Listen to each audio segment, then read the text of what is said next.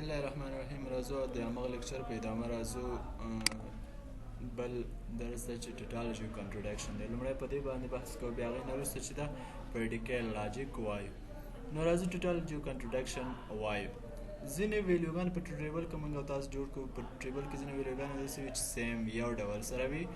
نو دغه چې سین وي دغه کمپاوند پریپوزیشن کې چې سیم ویلیو ولري نو دې ته موږ او تاسو چې وایو یا به ټاټالوژي وي یا به کنټرډکشن وایو. نو که چیرته یې دې په ټوټ ویلیو لپاره ټول پاسبل کمبینیشن چې دي یا پاسبل ویلیوګانې چې دي همیشه صحیح وي، همیشه ټرو وي، نو موږ او تاسو دې ته بیا ټاټالوژي وایو. او که چیرته کمپاوند پریپوزیشن کې په ټیبل کې ټولې ویلیوګانې فالس یا غلطې وي نو هغې ته بیا کنټرډکشن ویل کېږي.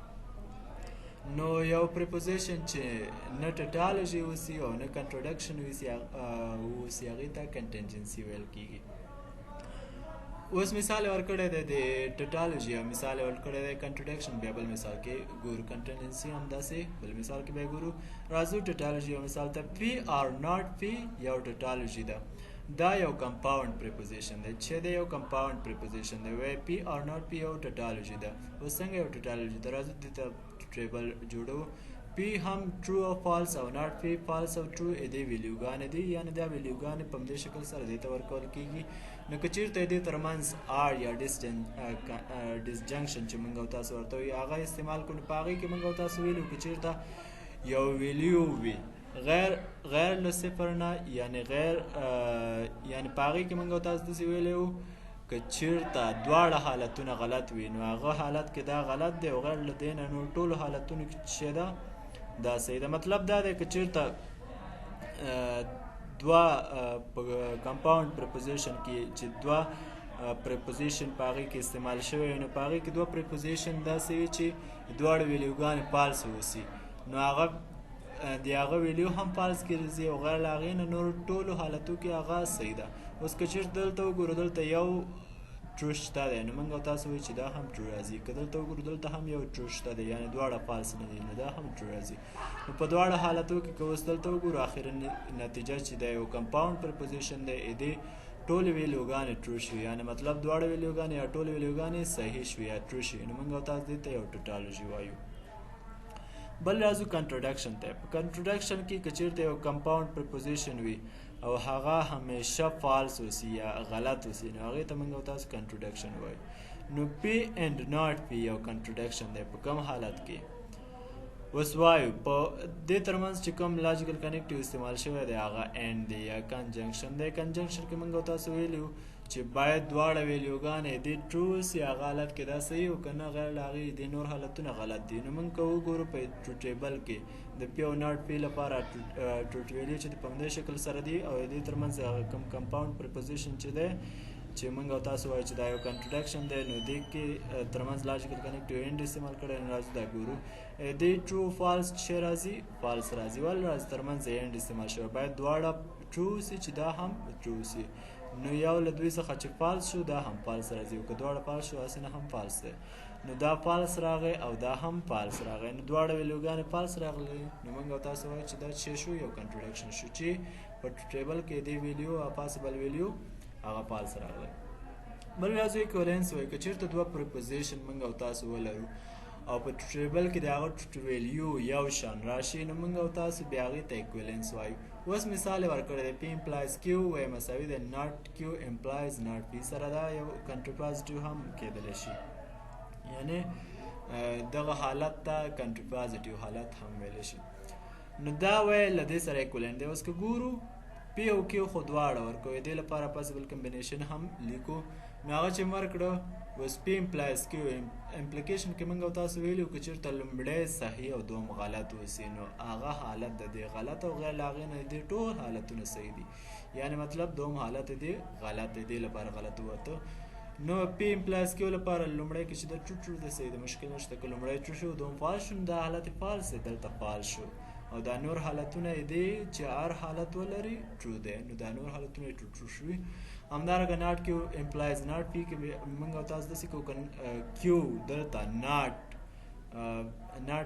هغه کو مطلب ناٹ فرض کو ناٹ کیو فرض کړو دا فالس راځي او دا پی هم دلته فالس راځي. نو فالس بیرته چې راځي ټرو راځي.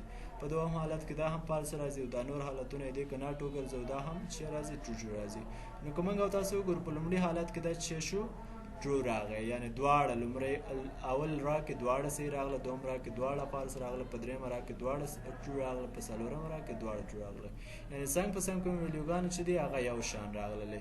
نو په دې خاطر موږ او تاسو دې ته څه وایو؟ ایکوالنس وایو. په ټریبل کې ټولې ویډیوګانې یو شان راځي چې دا په لاجیکل ریزنینګ کې یا لاجیکل ارګومنټ لپاره دا ډېر مهم دی چې هلته موږ او تاسو بیا استعمالو. لاجیکل ایکوالنس ته ویل کېږي که چېرته موږ او تاسو دوه پریپوزیشن پی او کیو ولرو نو دا هغه وخت کې لاجیکل ایکوالنټ دي یا لاجیکل مساوي دي. لاجیکل ایکوالنس معنا لاجیکل مساوات یا منطقوي مساوات چې ورته وایي. نو دا هغه وخت کې لاجیکل ایکوالنټ دي چې پی بای کنډیشنل کیو یا پی اف اینڈ اونلی اف کیو از ا ټوټالوجي. که چېرته دا حالت هم ولري، بای کنډیشنل حالت هم ولري او ټوټالوجي حالت هم ولري. بای کنډیشنل حالت موږ او تاسو ویلو چې باید سیم ویلیو چې ولري بیا دا شرط صحیح کیږي، غیر له هغې نور ټول ویلیوګانو سره دا شرط غلط دی. نو راځو وایو که چېرته پی بای کنډیشنل یا پی اف اینډ اونلی اف کیو نیټویشن ولرو نو پی او کیو ته چې دا لاجیکلی دا وی ایکویلنټ دي. نو راځو A او B دلته یو مثال ورکړی او B بیا دا امپلایز کړی دی A امپلایز B او ناٹ A امپلایز ناٹ B یعنی د کنټرپازیټیو حالت یې هغه کړی دی. بیا دوی ترمنځ چې کوم هغه د پاسبل کمبینیشن دی هغه هم ورکړي دي او بیا یې دې نه وروسته هغه شرطونه چې کوم یو لاجیکل کنیکټیو استعمال شوی دی په دوم شرط دا غلط شوی دی، په دوم شرط کې دا هم غلط شوی، غیر له هغې نه دې ټولې ویلیوګانې ټرو دي. نو سیم ویلیو لپاره دې ترمنځ چې بای کنډیشنل راغلی وي، بای کنډیشنل لپاره سیم ویلیو کې دا ټرو راځي او غیر له هغې نور ټولو حالتونو کې فالس دی. نو سیم ویلیو دا هم دی ټرو دی، دا هم ټرو راغی. بیا دې نه وروسته چې کوم یو بل حالت دی هغه د فالس دی. فالس کې سیم ویلیو راغلی نو دا هم چې شو فالس شو او دا هم ټرو راغی نو دا هم چې راځي یعنی ټرو راځي. نو موږ او تاسو وایو چې دې ټولې ویلیوګانې صحیح راغله نو دا یو ټوټالوجي ده، هم یو ټوټالوجي شو هم بای کنډیشنل حالت پې اپلای شو. نو ځکه موږ او تاسو وایو چې دا یو لاجیکل ایکوالنس شو. ښه اوس راځو وایو چې لاجیکل ایکوالنس کوم مهم قوانین چې دلته ډیلټیټي لا ویلی دی چې پی اینډ ټي لاجیکل ایکوالنٹ دی له پی سره، پی آر اف لاجیکل ایکوالنٹ دی له پی سره. خو دا مطلب قوانین دي چې دا قوانین تاسو کولی شئ چې وګورئ چې دا قوانین د پوهانو لخوا ایښودل شوي دي او کولی شي بیا مختلفو ځایو کې بیا کارول کیږي. دې حفظول یو څه پیچلي دي خو بیا هم که تاسو زده کوئ مشکل نشته دی. راځو پریډیکیټ لاجیک ته. دلته امپورټنټ لاجیکل ایکوالنس هم ویلې پریډیکیټ لاجیک ته راځو. موږ او تاسو خو پریپوزیشنل لاجیک ویلې خو پریپوزیشنل لاجیک یو څه مشکلات لري، ولې د نامعلوم حالت لپاره موږ او تاسو هغې ته حل نشو لرلی، هغې ته پریپوزیشن نه ویلې. یعنې کله چې به یو ایکس راغی یو مجهول به راغی نو موږ او تاسو به ویلې چې دا یو پریپوزیشن نه دی، یا به هم چې مجهولات راغله لکه هی شي په جمله کې نو موږ او تاسو به ویلې چې دا هم یو څه دی یو پریپوزیشن نه دی. نو هغه حالتو ته په کتو سره چې هلته محدودیتونه موجود وو د هغه محدودیتونو حل لپاره پریډیکیټ لاجیک رامنځته شو چې هغه حلونه هغه کوي. نو پریډیکیټ لاجیک په دوه شیانو بحث کوي، یا به د ابجکتونو ترمنځ ریلیشن څخه بحث کوي یا به چې د دې پراپرټي څخه بحث کوي، یعنی ابجکتونه او د دوی خصوصیات څیړي. بل همدارنګه چې دا هغه سټیټمنټ چې د ویریبل سره استعمال شوي دي هغه رامعلوموي، یعنی دې کې ویریبلز چې مجهولات دي هغه ته ویلیوګانې اساین کوي، همدارنګه دې کمیت او مقدار چې ده هغه هم برابروي. نو راځو د دې ځینې شیان چې دلته استعمال شوي کانسټنټ دا هم په دې کې استعمال کیږي په پریډیکیټ لاجیک او ویریبل هم په پریډیکیټ لاجیک کې استعمالیږي. نو راځو کانسټنټس ته. کانټینټ ثابت یو معلوم حالت ته د یو ابجیکټ څه ویل کیږي، د یو ابجیکټ مشخص حالت یا معلوم حالت یا ثابت حالت کانسټنټ ویل کیږي. نو دلته جاهن یو نفر دی، فرانس یو کنټري ده، یو ملک دی، و یو عدد دی. نو موږ او تاسو دا ټول راته معلوم دي.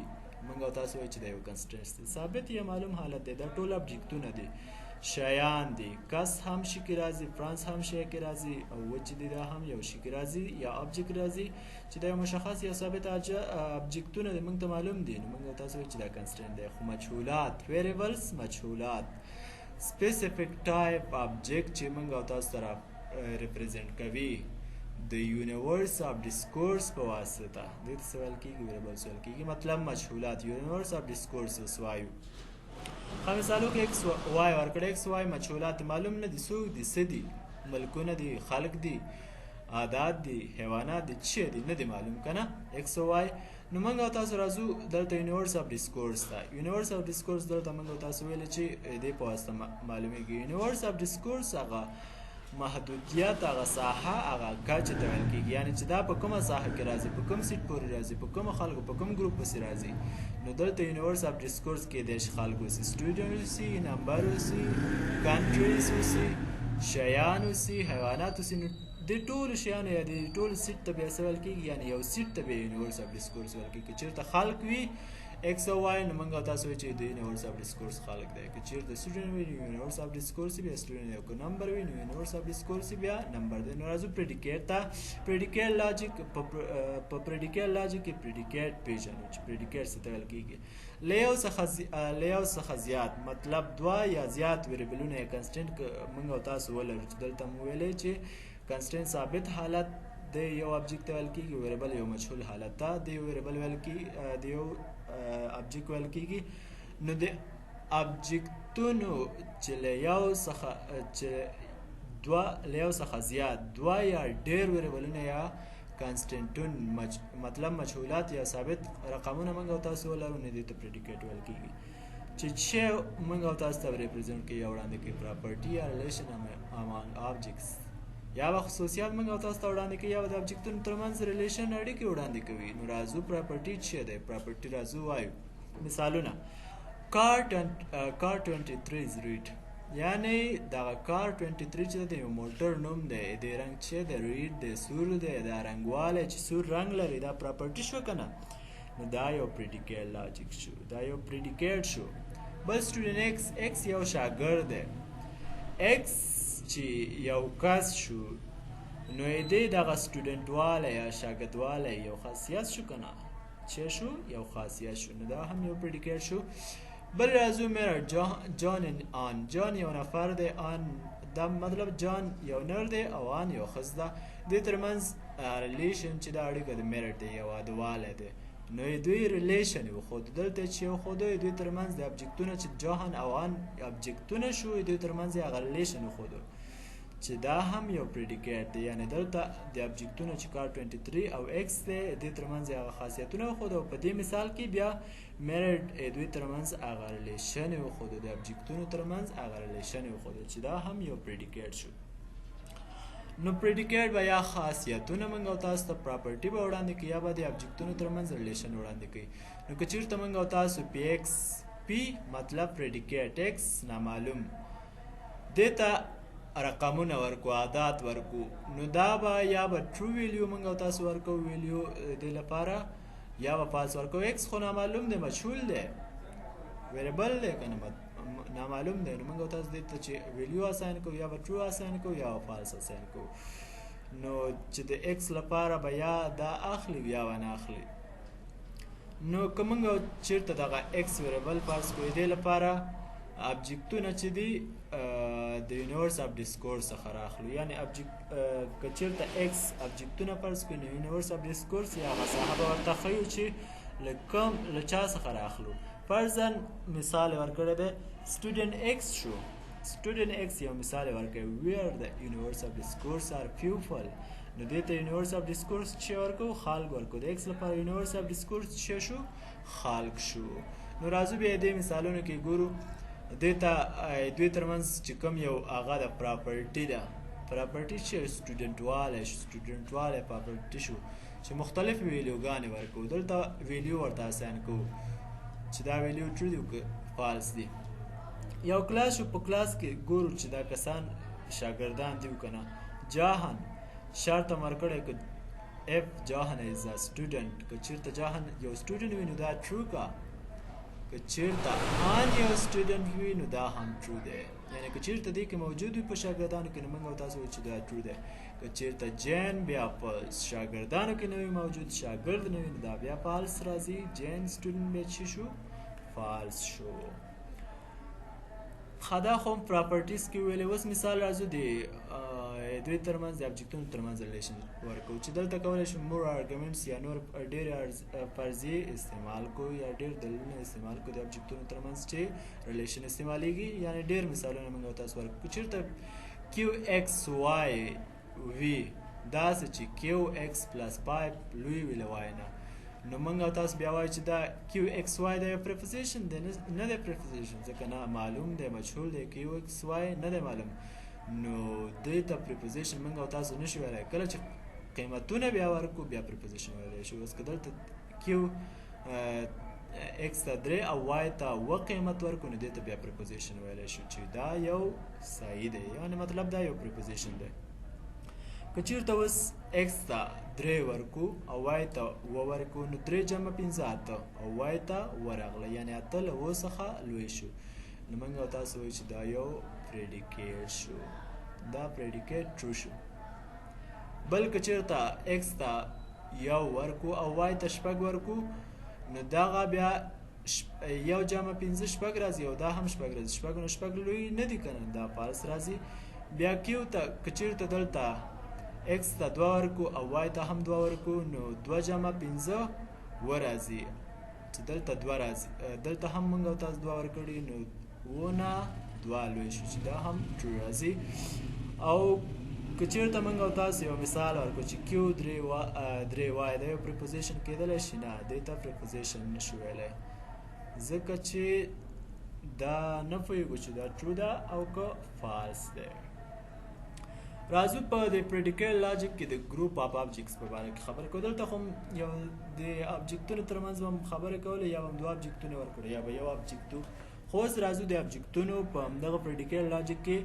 د ګروپ اف ابجکټس یا د ابجکټونو په یو ګروپ باندې خبرې کوو چې دلته ډېر شمېر باندې بحث کوي یعنې که چېرته ډېر شمېر موږ او تاسو ولرو نو بیا هغې لپاره څه کوو چې دې ته کوانټیفاید سټیټمنټ ویل کېږي یعنې مطلب په سټیټمنټ کې موږ او تاسو دې کوانټیفای کوو مقدار یې معلوموو مقدار څنګه کوو معلوموي نو موږ او تاسو دې لپاره 2 کوانټیفای سټیټمنټ لرو چې یو ته یونیورسل ویل کېږي بل ته ایکسټینشل نو د یونیورسل مثال وایي all CS UPET graduate have passed 2 CS 441 where ټول د CS graduate students چې دی د کمپیوټر ساینس UPET مطلب هغه کوم پوهنتون یا کوم کلاس چې د کمپیوټر ساینس د هغه شاګردان دی باید دغه کلاس پاس کړي CS 441 کلاس دی باید پاس کړي نو دلته دا سټیټمنټ چې دا جمله د ټولو ګریجویټس لپاره صحیح ده نو CS ګریجویټس خدای موږ او تاسو لپاره ابجکټس شو که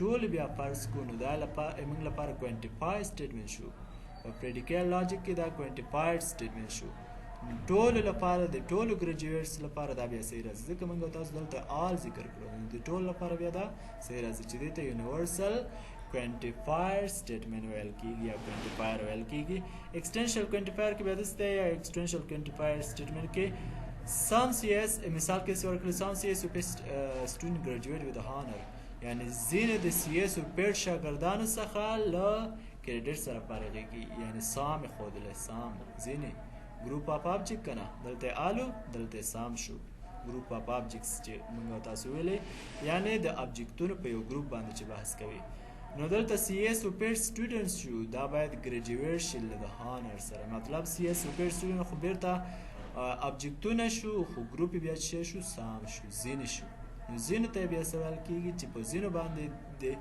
ګروپ په ځینو برخو باندې بیا بحث کوي نو دې ته ایکسټینشن ویل کېږي چې دلته ویلي statements true for some people ځینو خلکو لپاره بیا دا جمله صحیح ده ځکه چې ایکسټینشن کې ځینې بیا راځي خو په یونیورسل کې بیا آل راځي یا ټول راځي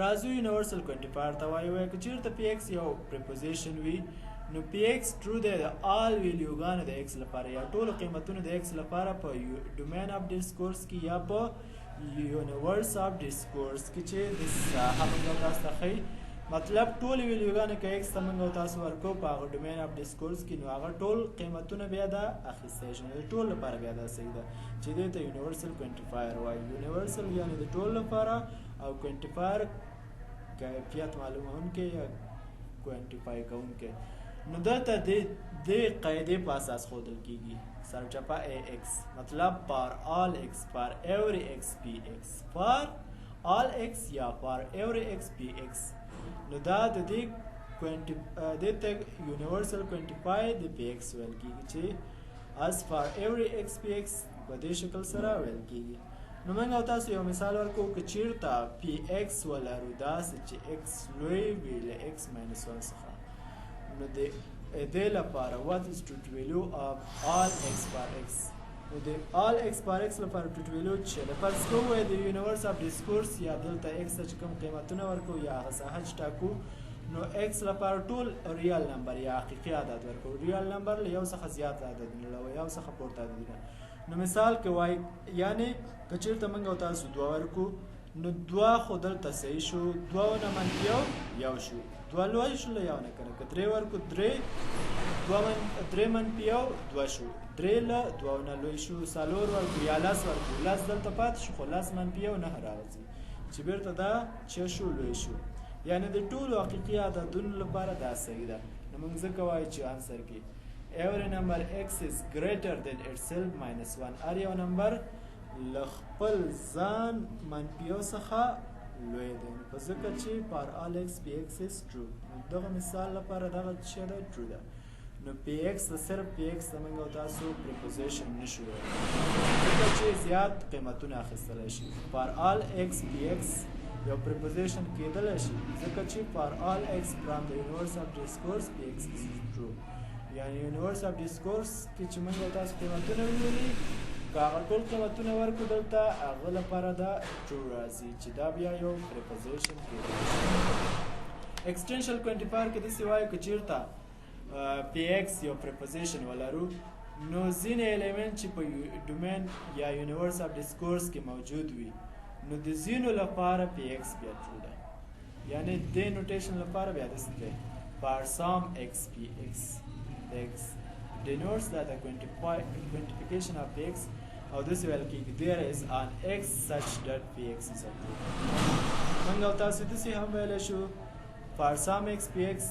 یا داسې هم ویلی شو there is an x such that px is a true اول مثال کې ورکو یا مثال کې موږ او تاسو ولرو let x donate x یعنی که چېرته موږ او تاسو x یو preposition ولرو او x لوی ویل پنځو څخه نو x به and x is from real number او x له حقیقي عدد څخه وي نو دا جمله څنګه ده نو که چېرته موږ او تاسو دې لپاره پر سام x چې x ته ویلیوګانې ورکو نو دوه ویلیو ورکو دوه خو له پنځو څخه لوی نه دي درې ورکو څلور ورکو پنځه ورکو نه دي یعنې ټول لپاره دا غلط راغله که شپږ هم ورکړه بیا صحیح راځي اووه هم ورکړه صحیح راځي اووه اته نهه لس یعنې که نور څومره ورکوئ چې قیمتونه ورکوئ دې لپاره بیا د ایکس پر ځای که دا قیمتونه ورکوئ دا بیا صحیح راځي دې لپاره خو ځینې لومړني قیمتونه چې موږ او تاسو ورکوو د هغه لپاره صحیح راغله خو ځینو قیمتو لپاره دا صحیح راغله اوس که لس هم ورکړی لس لوی له پنځو څخه نو دا چې دا ټرو دی نو ځکه موږ او تاسو بیا وایو چې there is an x such that tx is a true there is some x such that tx is a true یا for some x tx is a true یعنی د ځینو x لپاره tx true دی راځو د یونیورسل کوانټیفایر سټیټمنټ او ایکسټنشنل کوانټیفایر سټیټمنټ لپاره مثالونه وایو اوس دلته یو مثال ورکړی سی اس میجر x دلته امپلیکیشن استعمال شوی دغه علامه د امپلیکیشن د سټوډنټ x مطلب ترانسلیشن جمله څنګه ترانسلیټ کوو fx is a CS measure که چیرته x یو CS measure وي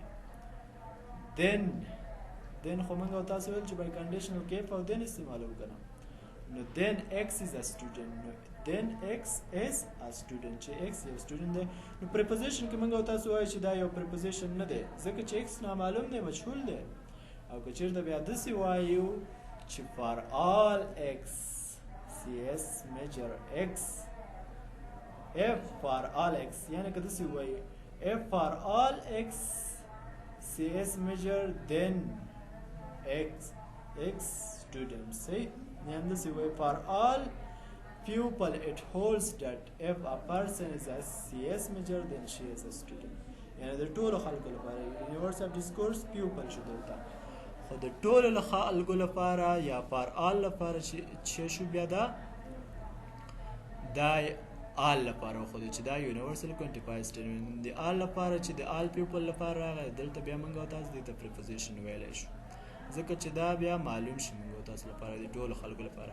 او extension quantifier statement کې بیا موږ او تاسو داسې وایو CS of paid graduate and دا د conjunction یا د end علامه د honor student credit students. CS of paid graduate دا خو چې شو دا ابجیکتونه شو، دا هم ابجیکت دی. هنر سټوډنټ ابجیکت شو، خو دې ترمنځ بیا ریلیشن اینډ راوستی. کنډیشن ترانسلیشن کوي x is a CS or paid graduate. say the x is a paid graduate and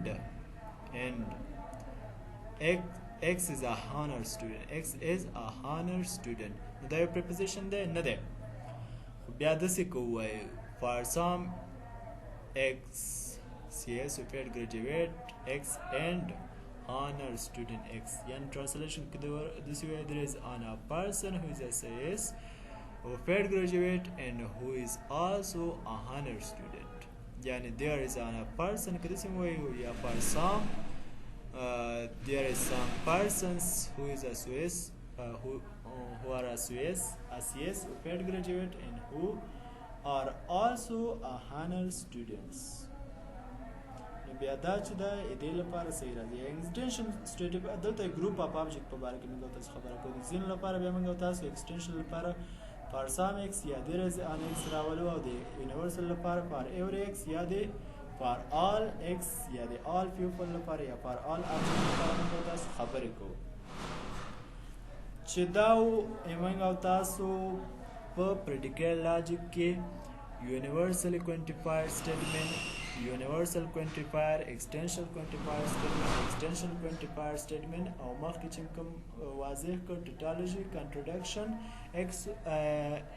equivalence او همدارنګه logical equivalent ویلې. نو د نن ورځ درس په همدې ځای تر بیا مو